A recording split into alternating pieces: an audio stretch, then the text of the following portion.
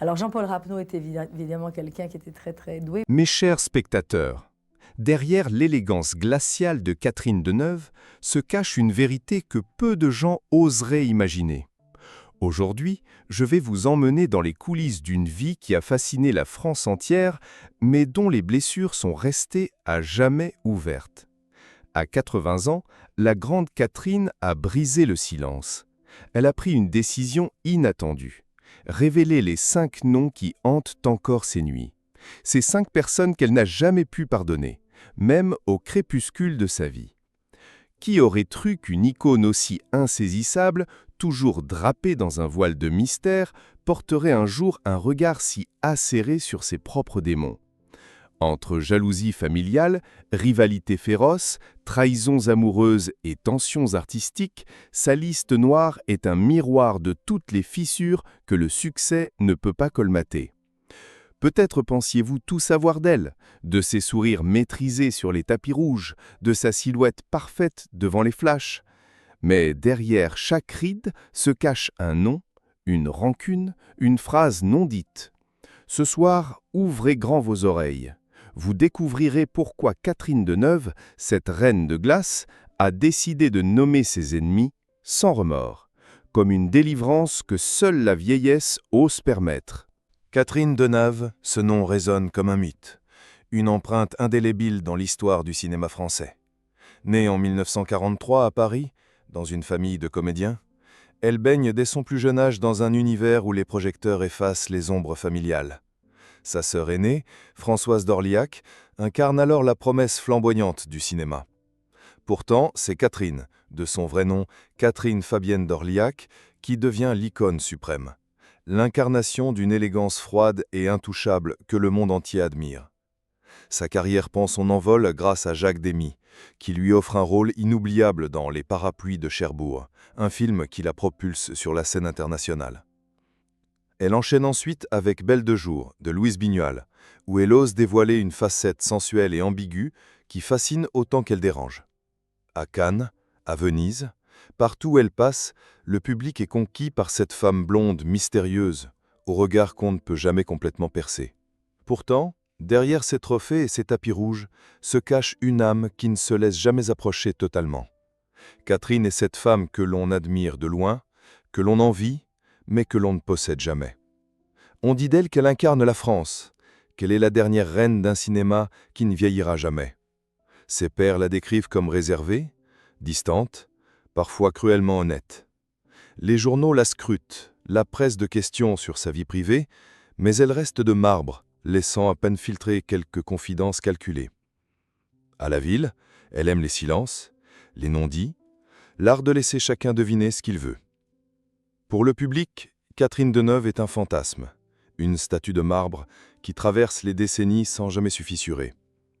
Mais ceux qui ont eu la chance, ou peut-être le malheur de l'approcher de trop près, savent que derrière cette image se cachent des colères, des blessures d'enfance et des rivalités sanglantes.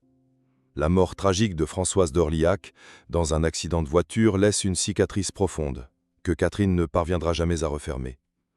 Elle portera toute sa vie le poids de cette sœur qu'elle a adorée, autant qu'elle a jalousée. Elle a partagé l'écran avec les plus grands, aimé les hommes les plus désirés, Marcello Mastroianni, père de sa fille Chiara, ou encore Gérard Depardieu, partenaire de jeu mais aussi source de tensions feutrées. Elle a navigué entre l'adulation et le rejet, la tendresse et la rancune. Dans les coulisses, certains disent qu'elle peut être crainte pour ses regards glaciaux, ses mots coupant comme une lame. Et pourtant, elle reste, aux yeux du monde, l'éternelle belle de jour. Aujourd'hui encore, à 80 ans, Catherine Deneuve fascine toujours autant qu'elle déroute. Et lorsque cette reine de glace décide de briser le silence pour citer sans détour les 5 personnes qu'elle ne pardonnera jamais, c'est tout un pan de sa légende qui s'effrite, révélant les fissures d'un empire bâti sur des secrets. Car derrière chaque baiser de cinéma se cachait peut-être une trahison. Derrière chaque accolade, une jalousie dévorante.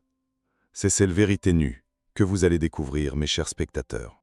Mes chers spectateurs, derrière les regards impeccables et les sourires maîtrisés de Catherine Deneuve, il y a une vérité plus rugueuse, une vérité qu'elle n'a que trop longtemps gardée sous silence. Aujourd'hui, en osant révéler ces 5 noms qui incarnent ses plus grandes blessures, elle nous offre une leçon amère sur ce que cache vraiment la gloire. Et pour commencer cette liste des ennemis, elle cite sans détour Brigitte Bardot, l'autre mythe féminin qui a façonné le fantasme collectif des années 60. Entre elles, tout a toujours été une question de territoire, d'image, de désir.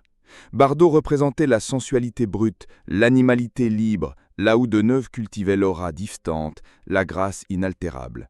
Elles étaient 2 faces d'une même médaille que le public ne cessait de comparer. On raconte que lors d'une soirée parisienne, elles se sont retrouvées côte à côte, forcées de poser ensemble pour des photographes affamés de rivalité. Bardot aurait lâché à mi-voix « Tu joues la sainte, mais tu es pire que moi ». Deneuve, glacial, se serait contenté d'un sourire qui en disait long. Depuis, chaque apparition de l'une ravivait la jalousie de l'autre. Pas de cris, pas d'affrontement public, mais une guerre froide, une tension palpable. Pour Catherine, Bardot a toujours été cette ombre bruyante, provocante, qui l'a poussée à défendre son propre trône. Vient ensuite le nom plus surprenant pour ceux qui n'ont connu d'elle que l'image parfaite, Roman Polanski. On pourrait croire qu'un réalisateur de sa trempe était un allié, un génie capable de sublimer sa fragilité. Mais la réalité fut tout autre. Sur le plateau, Polanski cherchait à extraire de Catherine une vulnérabilité qu'elle refusait de livrer sans résistance. Entre eux, les débats artistiques se transformaient vite en conflits d'ego.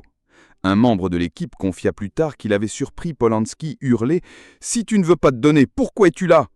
Deneuve, orgueilleuse, n'a jamais supporté cette violence psychologique déguisée en exigence de réalisateur. Des rumeurs ont couru qu'après cette collaboration tendue, Polanski lui proposa un rôle majeur dans un projet international. Mais Catherine, fidèle à sa dignité, refusa catégoriquement, préférant perdre un film que d'endurer encore une fois ces tensions étouffantes. Ce refus marqua la rupture définitive entre eux. Le milieu chuchota qu'elle avait peut-être mis sa carrière en danger, mais elle, dans ses rares confidences, répondit simplement « Personne ne mérite de m'humilier au nom de l'art ». Derrière ces histoires, c'est tout un pan de sa carrière qui se révèle. Le prix de l'élégance, de l'inaccessibilité, de cette froideur tant admirée. Catherine Deneuve ne s'est jamais excusée d'avoir dit non, même face à un des plus grands réalisateurs de sa génération. Ce choix, elle l'assume encore aujourd'hui, comme un acte de rébellion personnelle contre l'idée qu'une actrice doit tout sacrifier pour briller. Brigitte Bardot, Roman Polanski, ces 2 premiers noms sont que l'entrée dans un monde de jalousie, de désaccord artistique et de rancune tenace. Et ce n'est que le début. Derrière chaque visage se cache une guerre que Catherine a dû mener seule, derrière les projecteurs, loin du glamour que l'on croit si pur. Mes chers spectateurs, après Bardot et Polanski, la liste noire de Catherine Deneuve s'enfonce encore plus profondément dans l'intime, là où la jalousie et le drame familial deviennent des cicatrices impossibles à refermer. Au cœur de cette douleur, il y a un nom qui brise toutes les défenses, Françoise d'Orléac, sa propre sœur. Elles étaient 2 sœurs magnifiques, 2 étoiles qui montaient ensemble, mais qui se faisaient parfois de l'ombre. Françoise, l'aînée, pétillante, spontanée, fascinait par son charme solaire. Catherine, plus secrète, plus énigmatique, cherchait à sa place, toujours un pas derrière. Mais un jour, les projecteurs se sont tournés entièrement vers la cadette, et ce succès foudroyant a laissé dans leur relation une fissure douloureuse. On raconte qu'avant la mort tragique de Françoise, un rôle important devait lui revenir, mais c'est Catherine qui l'a décroché à la dernière minute. Un coup du sort ou un choix de production? Personne ne le saura jamais vraiment. Entre elles, les non-dits s'accumulaient, les regards se chargeaient de reproches silencieux. Puis l'accident est arrivé, brutal, insensé, emportant Françoise à 25 ans. Pour Catherine, ce drame n'a jamais cessé de résonner comme une confession qu'elle n'a jamais eu le courage de faire. À ses plus proches, elle a soufflé un jour « Je l'ai aimé, je l'ai jalousé, et maintenant je vis avec ça ». Viennent ensuite les blessures de l'amour, celles qu'aucun succès ne peut apaiser. Avec Marcello Mastroianni, Catherine a vécu une passion digne des plus grands scénarios, mais la réalité s'est avérée bien plus cruelle que les répliques qu'il se murmurait à l'écran. Leur histoire débute sur un tournage en Italie, dans la chaleur et l'insouciance. Catherine est séduite par cet homme charmeur, magnétique, déjà célèbre. Ils deviennent amants, puis parents de Chiara, leur fille adorée. Mais derrière les sourires, les promesses s'étiolent. Marcello refuse l'idée de la vie de famille rangée. Il fuit ses responsabilités, préférant la légèreté de ses aventures à la stabilité qu'elle attendait. Leur séparation, leur retrouvailles, tout n'est qu'une suite de rendez-vous manqués. Jusqu'à ce qu'un jour, Catherine transe dans un murmure glacé. « Il est parti, et je ne lui ai jamais dit « reviens ». Et puis, il y a le dernier nom de cette liste, plus discret, presque insoupçonnable. Gérard Depardieu. Au cinéma, leur duo semblait complice, presque naturel. Mais derrière la caméra, leurs échanges étaient tendus, presque venimeux. Sur un tournage, une scène improvisée tourne au drame. Depardieu se permet une remarque acerbe sur son jeu, sous prétexte de le rendre plus vivant. Catherine, piquée au vif, se referme. À partir de là, plus jamais de regard complice hors champ, plus jamais d'éclats de rire volés entre deux prises. Tout devient mécanique, poli, figé. Certains disent qu'ils n'ont plus jamais vraiment échangé un mot en coulisses. Catherine Deneuve, elle, se contente aujourd'hui de résumer ses années de silence glacé et de pique voilée par une phrase. « Il m'a sous-estimé, je n'oublie pas. » Car à 80 ans, cette reine de glace n'a plus besoin de faire prétention. Derrière chaque nom de cette liste se cache une bataille qu'elle a menée seule, sans cri, sans scandale public, mais avec une rancune que le temps n'a jamais su effacer. Et cette rancune, ce soir, mes chers spectateurs, nous la découvrons ensemble, avant que l'inattendu ne vienne tout bouleverser. Mes chers spectateurs, après avoir porté ces noms comme un fardeau pendant des décennies, Catherine Deneuve a choisi, à 80 ans, de poser ce poids à terre. Ce que personne n'aurait imaginé, c'est qu'au lieu de réclamer des excuses ou de guetter un signe de réconciliation, elle a décidé d'embrasser cette part d'elle-même que ses blessures ont façonnée. Elle l'a confiée un soir, dans un entretien presque volé à sa pudeur. « À mon âge, on ne pardonne plus, on accepte. » Devant la photo de Françoise, posée sur une vieille commode de son appartement parisien, Catherine murmure parfois ces mots qu'elle n'a jamais pu dire de son vivant. « Je t'ai volé des rôles, je t'ai volé la lumière, mais tu resteras toujours mon étoile. » C'est là, face à ce portrait, qu'elle trouve la seule forme de pardon qu'elle peut s'offrir. Admettre que la jalousie n'efface jamais l'amour.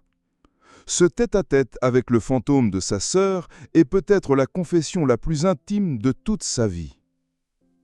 Et puis il y a Marcello. Pendant des années, Catherine a gardé le silence sur ses regrets, ses colères sourdes. Jusqu'au jour où, lors d'un hommage à l'acteur à Rome, elle a senti ses yeux se remplir de larmes qu'elle croyait taries. Devant la foule, elle s'est tournée vers la fille qu'ils ont eue ensemble, Chiara, et a chuchoté « Après tout, c'est toi notre pardon. » Une phrase simple, fragile, comme une caresse tardive sur une plaie qui ne se refermera jamais complètement. Quant à Brigitte Bardot, Roman Polanski et Gérard Depardieu, Catherine sait qu'aucune rencontre, aucune explication ne changera le passé. Elle n'a jamais cherché à ressouder ses liens brisés. À ses proches, elle confie avec un sourire à peine voilé d'ironie « À quoi bon s'agenouiller devant des fantômes ?» Son choix n'est pas de réécrire l'histoire, mais de la regarder en face, sans détour, avec la lucidité de celle qui n'a plus peur des jugements.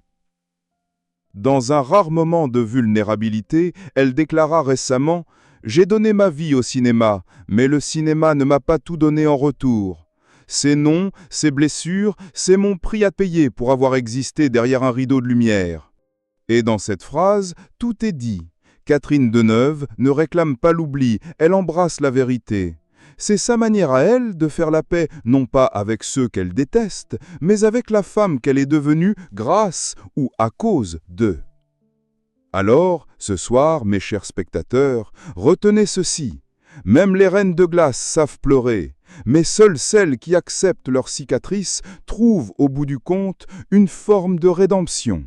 Mes chers spectateurs, Maintenant que vous connaissez ces 5 noms que Catherine Deneuve a gardés comme des épines dans son cœur, dites-moi, auriez-vous eu la force de les révéler, vous aussi? Pardonner, est-ce vraiment possible quand la blessure n'a jamais cicatrisé? Catherine, à 80 ans, a choisi de ne plus mentir, ni se taire derrière ses sourires glacés. Elle nous rappelle qu'aucune gloire, aucun César ni aucun tapis rouge ne peut effacer la rancune que l'on traîne comme une ombre.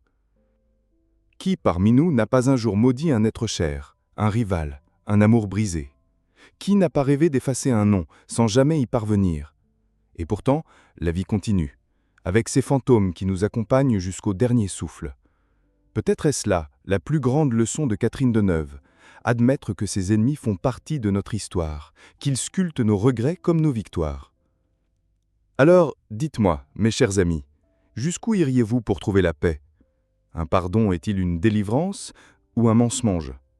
Une chose est certaine, derrière les rideaux dorés du cinéma se cachent des vérités que seule la nuit entend, et Catherine Deneuve nous les offre, sans artifice, comme un dernier adieu à ses rancunes.